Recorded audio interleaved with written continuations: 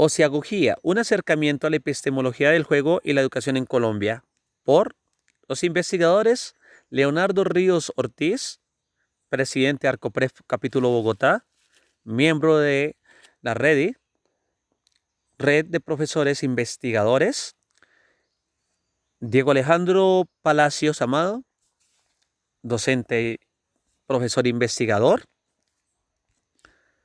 presidente de Clark. Cuando se quiere, el universo es con uno y uno con el universo. Cuando se quiere y te equivocas, la mente es abierta, aprendes, resuelves, sigues adelante, aceptas las críticas, manejas el miedo, mantienes el equilibrio. Cuando no se quiere, se lamenta, dices que es imposible, te estancas, sufres por el que dirán, el miedo te maneja y el enojo te condiciona. Cuando se quiere, se han hecho cosas importantes en el mundo del deporte, por ejemplo, al observar los entornos y las personas que quieren, como en el baloncesto, James Naismith ha creado con una canasta y un balón el baloncesto, que hoy conocemos en el mundo, entre ellos la liga de la NBA. Tenemos a la derecha dos personas que desde niños han mantenido el hábito de jugar y se juega y se emparenta con lo que se quiere, con una caja.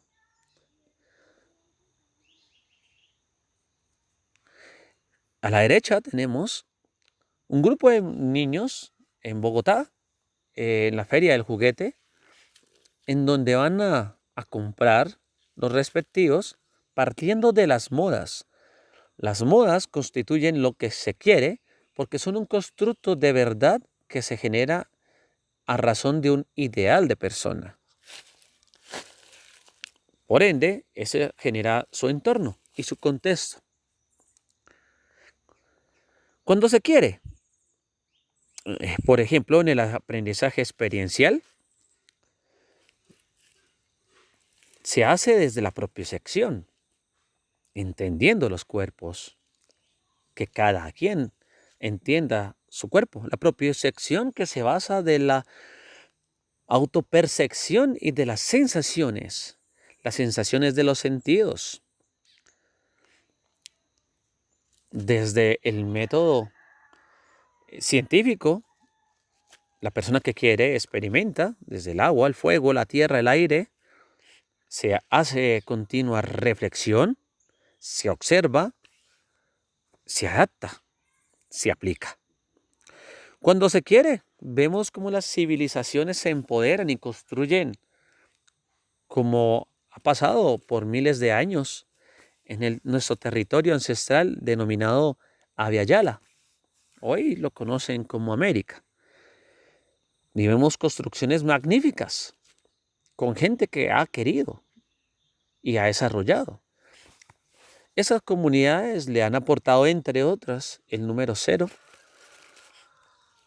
a la numeración que existe, que es base de los sistemas de informática, ¿no? Que es de puntos y ceros. Cuando se quiere, inclusive en la parte religiosa, se empodera, aún sabiendo que le puede costar la muerte. Cuando se quiere, las personas dicen y reflexionan y hacen. Pueden observar y oír sin dificultad, concentrándose. Leen contextos y aplican. Y leen libros. Cuando se quiere, se necesita poco para hacer mucho. Y no mucho para hacer poco.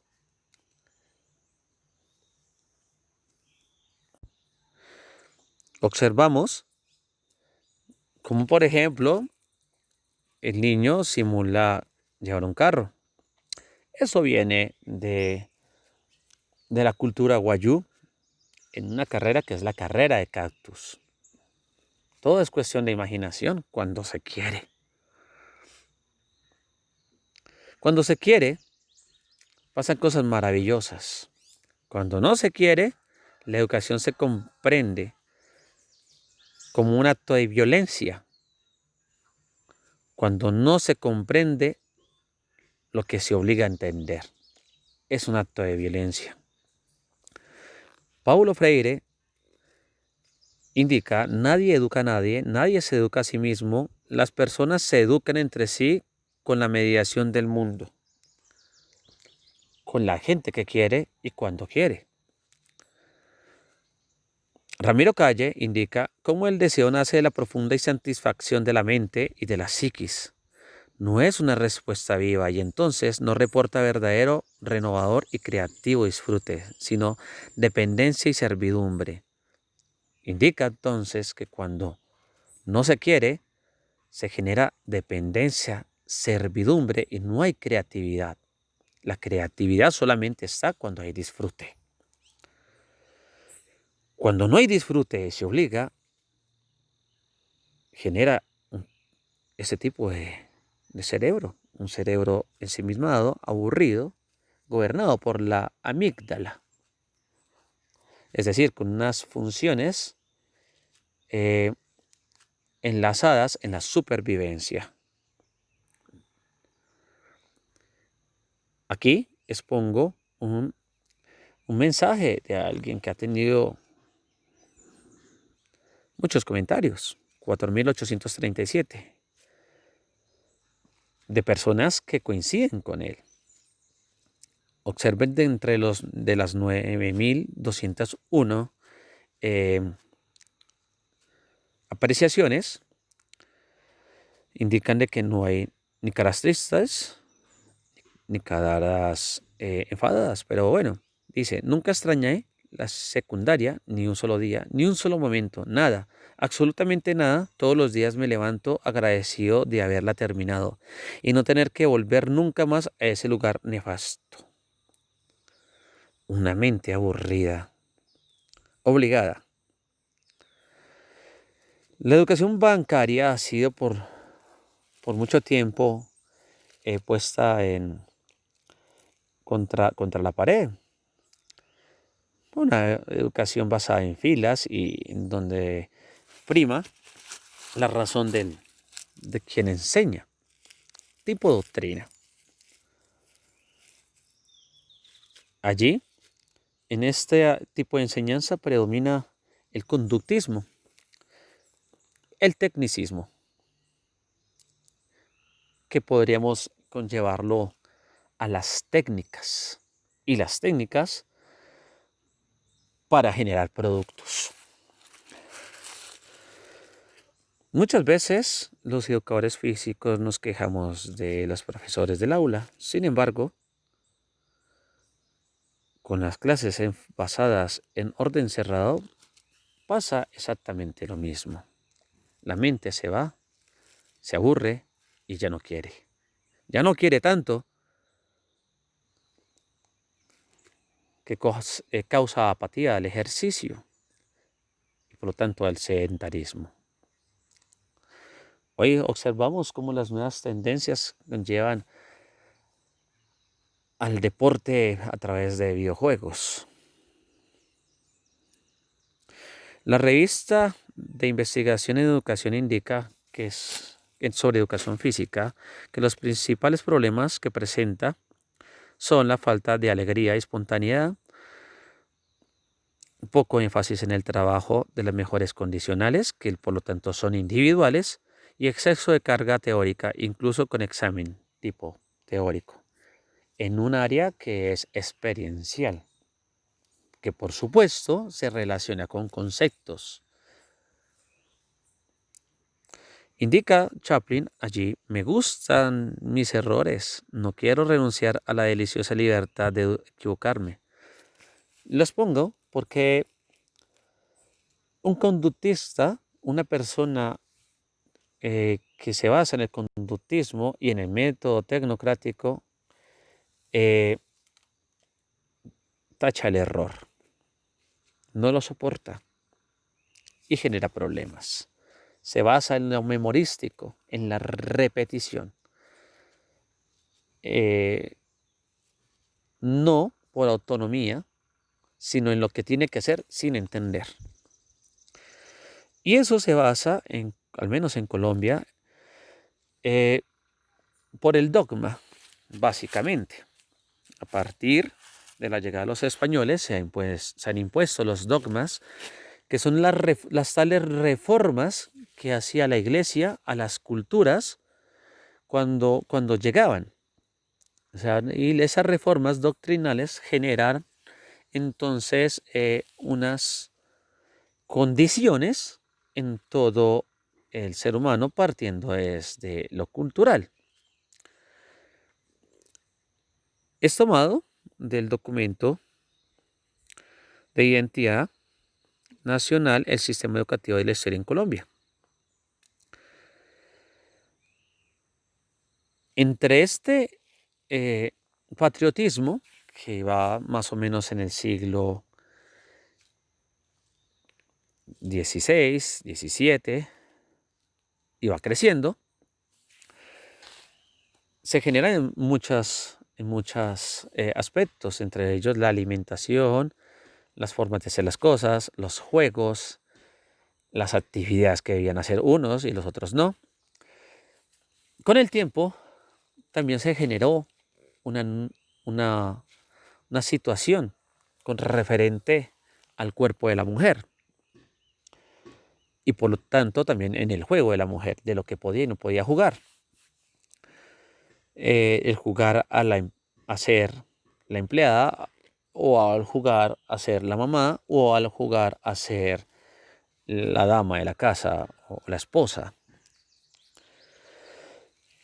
En la historia de Colombia se cuenta como la región paisa, por ejemplo, en algún momento tuvo dificultades para casar a sus hijas porque no habían suficientes hombres que fueran solteros y que tuvieran el aval del rey para casarse con ellas.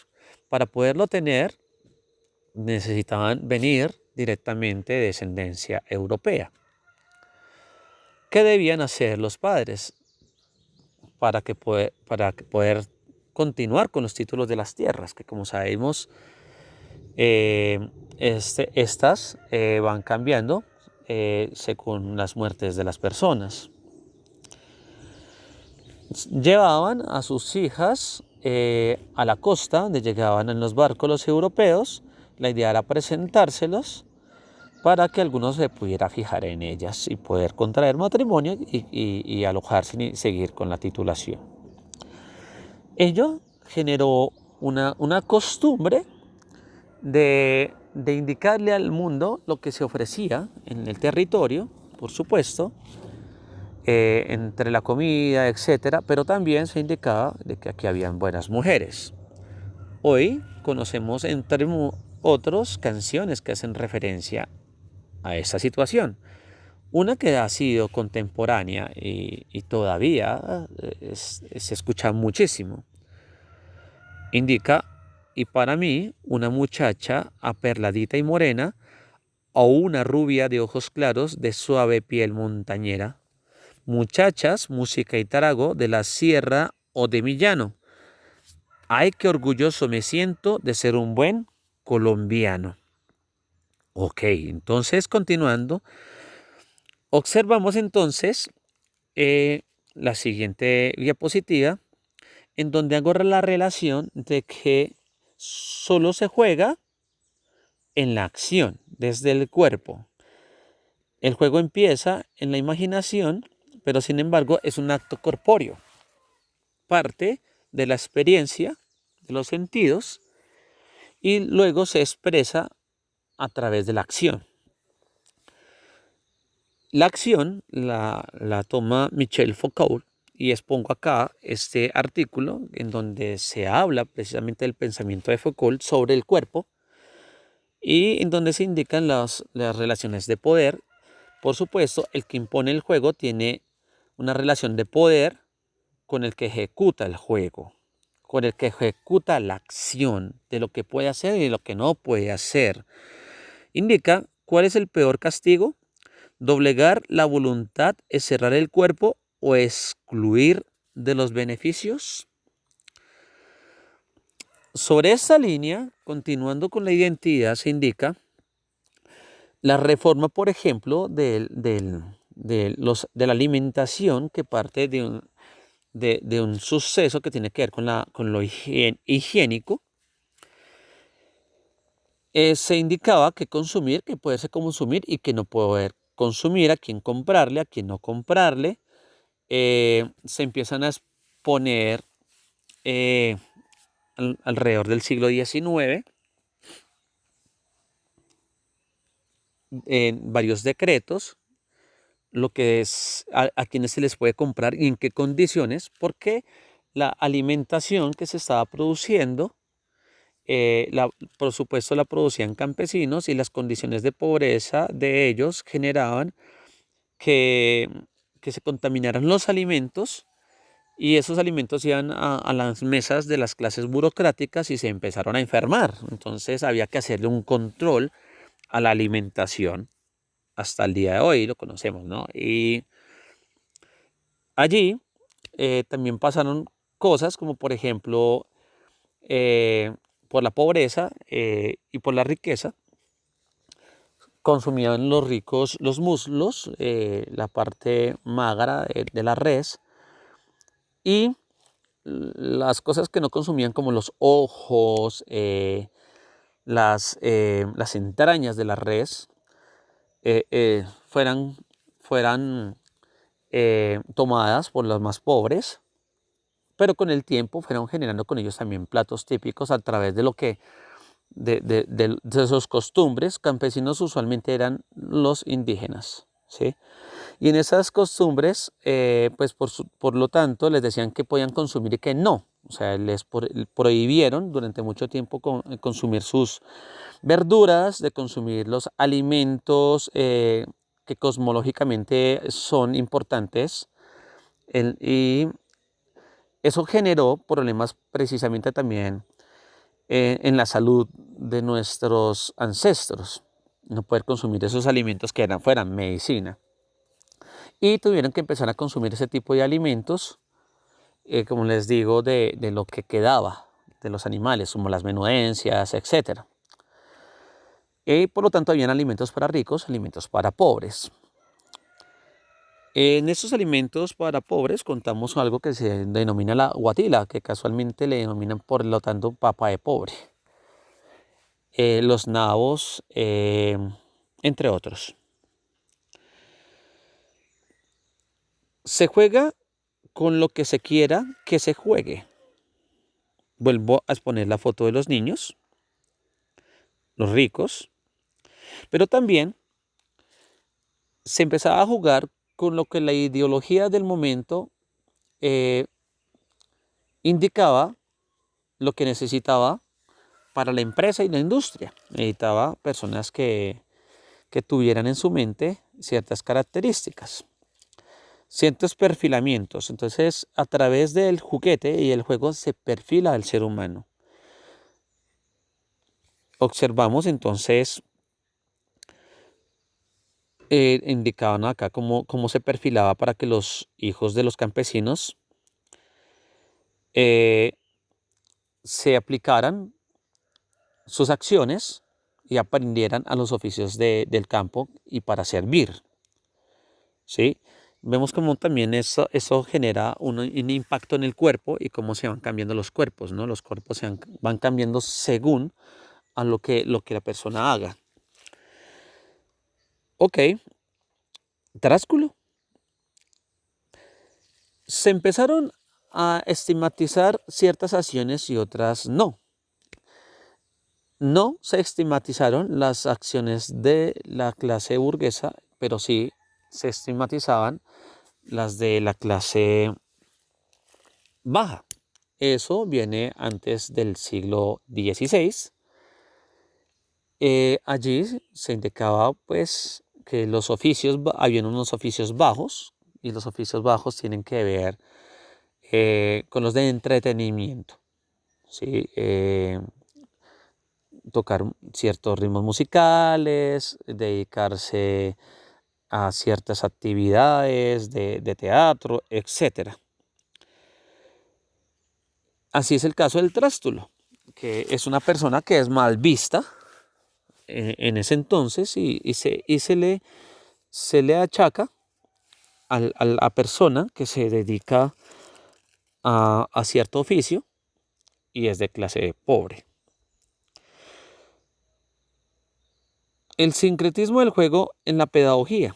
Existe un sincretismo que se ha generado en la pedagogía. A muchos se le alude a juego, pero poco se sabe si es juego o no. Entonces, empezamos acá a entender esto desde la salud. Desde las reformas hacia la salud se indica qué acciones sí se pueden elaborar y qué acciones no se pueden elaborar. Y con referente a que eran malas para la salud y malas para el espíritu, lo determinaba la iglesia y las altas élites, y fueron indicando qué se podría y qué no se podría hacer porque iba a favor de la higiene o no iba a favor de la higiene. Ir a favor de la higiene podría indicarse como pararse frente a una persona con la cara hacia abajo, podría indicarlo. Se presenta la escuela como un escenario racional en donde se llegaban a entender unos cuestionamientos, pero sobre todo unos mandatos.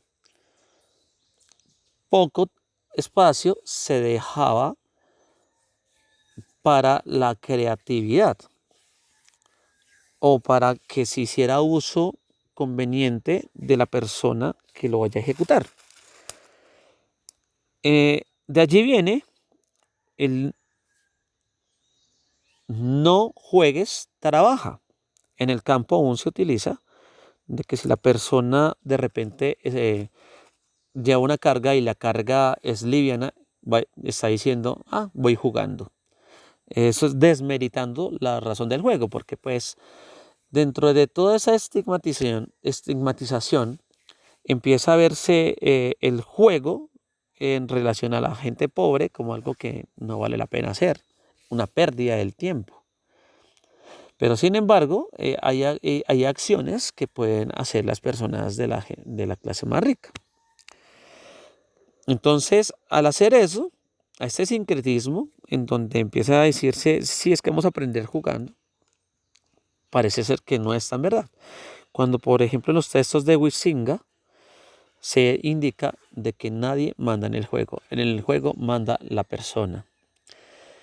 Por lo tanto, hay un reaccionismo del cuerpo y de la expresión. Aquí expongo esa parte en donde se muestra una cara feliz y por dentro una cara triste. Entonces empieza a haber un tipo de esnovismo en donde se le indica que efectivamente lo que se está haciendo, si lo está disfrutando, en las escuelas se mostraba o se le indicaba a los niños mostrar la mejor cara para cuando llegaran las personas, digamos, de alto estatus. Pero realmente lo que estaba ocurriendo es que no estaban contentos y muchas veces mostraban a los niños que querían mostrar. Pasa en el deporte, en las escuelas, pasa en las actividades culturales, demostrar unos y los otros no. Luego, dentro de ese sincretismo vemos la didáctica. Entonces allí, en la didáctica vemos lo que se permite y lo que no se permite. Eso es a consideración del currículo escolar que obedece a las características de gobierno, entre otros.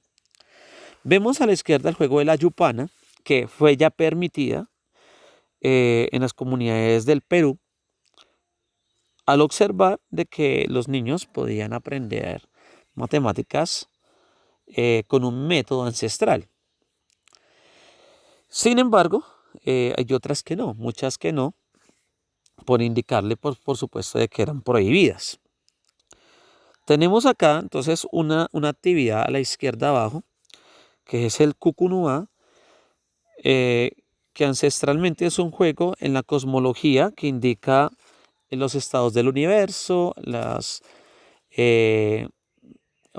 podemos observar aquí todo lo que es la cosmología, que es importante para el aprendizaje de nuestros ancestros. El juego. Observemos acá que lo que indica el juego es que en el juego no manda nadie. Si alguien manda en el juego, ya no es juego. En el juego manda es la persona que está dentro del juego y que con un grupo de personas indican que quieren jugar. Sin embargo, cuando se delimita, cuando se le indica, cuando se le conlleva a jugar, deja de ser juego. En las diferentes culturas, esos son los nombres que determinan para juego, digamos, pero sin embargo, cada una de ellas indica su personalidad allí, o sea, de las personas que quieren estar allí. En muchas de las comunidades no se les obliga a los niños a ir a la escuela.